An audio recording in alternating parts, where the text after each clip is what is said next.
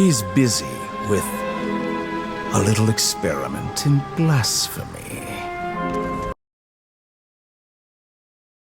The virtues of the academia refer to the three principles: abomination, ingenuity, and praxis, the process of which an apple, or a student, grows ripe or into a scholar. There, the academia is not without its rules. More specifically, I refer to the 6 sins of the academia. These sins were deemed by the sages of Sumer to be sources of all crime, and as such were banned to protect researchers from careless pursuits of knowledge. The 6 sins are as follows: interfering with human evolution, tampering with death and life, delving beyond the universe, investigating the origin of words, revering gods without acts of devotion, and attempting the forbidden and fearing none. The punishment for committing one of the sins against the academia ranged from punishments anywhere between expulsion to imprisonment, which takes us to in Tevat. Fate is something that is supposedly pre-written towards each individual. As such, names are a key part in deciding the fate that a human will face in the realm of Tevat. The name Zandik comes from the Zoroastrian term interpreted as heretic in a narrow sense. In a wider sense, the term was for a person with any belief or practice contrary to Zoroastrianism. The term was also used by Middle Persia.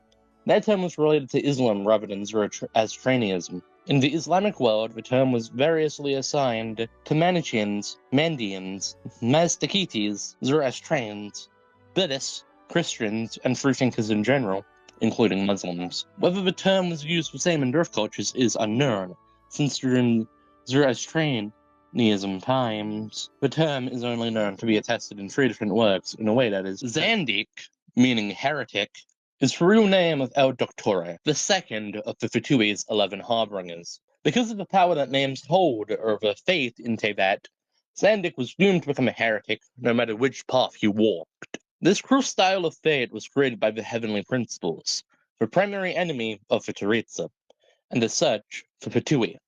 As a result, the jester one day asked Zandik after his expulsion from the academia to join the Fatui harbingers. But how exactly did Zandik find himself in such a position that this was his best offer? Several decades after the cataclysm, a child was born and bestowed the name of Zandik by his mother and father. Later, for unknown reasons, possibly regarding the name, Zandik was chased out of his hometown with what he describes as pitchforks and clubs. Later, he was admitted into the Sumer Academia as a member of an unknown Darshan. Though he disliked being constrained by the designations of a Darshan, still, he rejected offers to join the others. Zandik was critical about the Academia's reliance on the Akasha system and the general reticence about the Great Red Sand. Still, his studies would take him into the desert ruins himself nonetheless, quite frequently. During one incident, he and a senior Ratawahashik student entered Thoth's domain.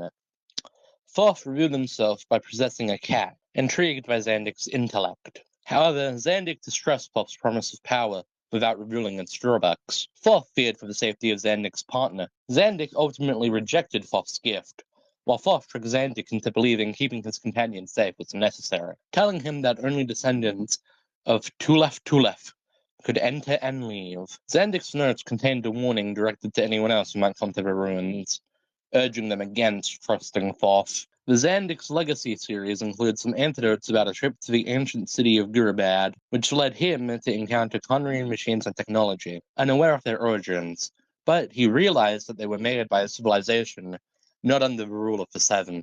His interest was renewed during an expedition to Adri Valley, where, as a training Dishta, he discovered and entered another ruined golem. There, he found many pieces that were missing from the Gurabad samples, and believed that he would be able to repair the machine's automatic system with these parts. He also discovered records left behind by the Kheanri'ah and tied them back to the legends about the ruins of Dottore. During the expedition, Zandik was partnered with an Emirate Dashta named Surah. They eventually made conversation about local plants and animals. Surah describes it as a great time, and a note ends with a remark about how they would go on a picnic together later that night. What happens next is unclear, because the next record involved is the regular attendance record, which states that Zandik had acted without authorization for the third time. The record goes on to All the list way a back gravely as a injured prologue to the Cinema Sahara. Orphan He was quest. intensely Genshin attacked dropped by the teaser video Rish-Bland went to Night tigers. Plaza. The team During was this attacked video, by we a got our killing first machine, glimpse of which Dottore as Xanath a disabled experiment with in his cook blasphemy. thinking. The However, experiment to his burn desire away to bring him back to the academia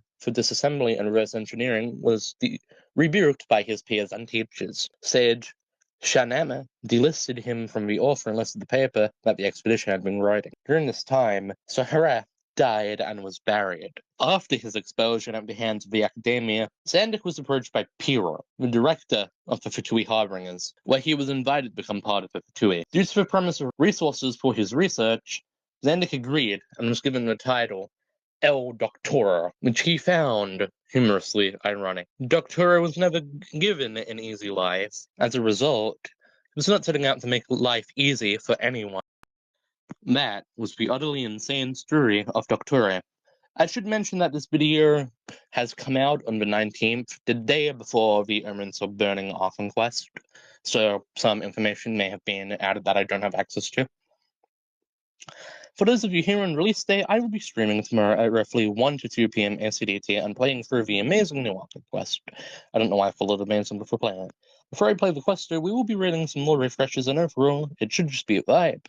If you're unavailable but still like to watch my reaction to the quest, I have a VODs channel. And yeah, that's it. Also, post editing note, I had more for this video, but if I wanted to include it, I just genuinely wouldn't have gotten it out in time, so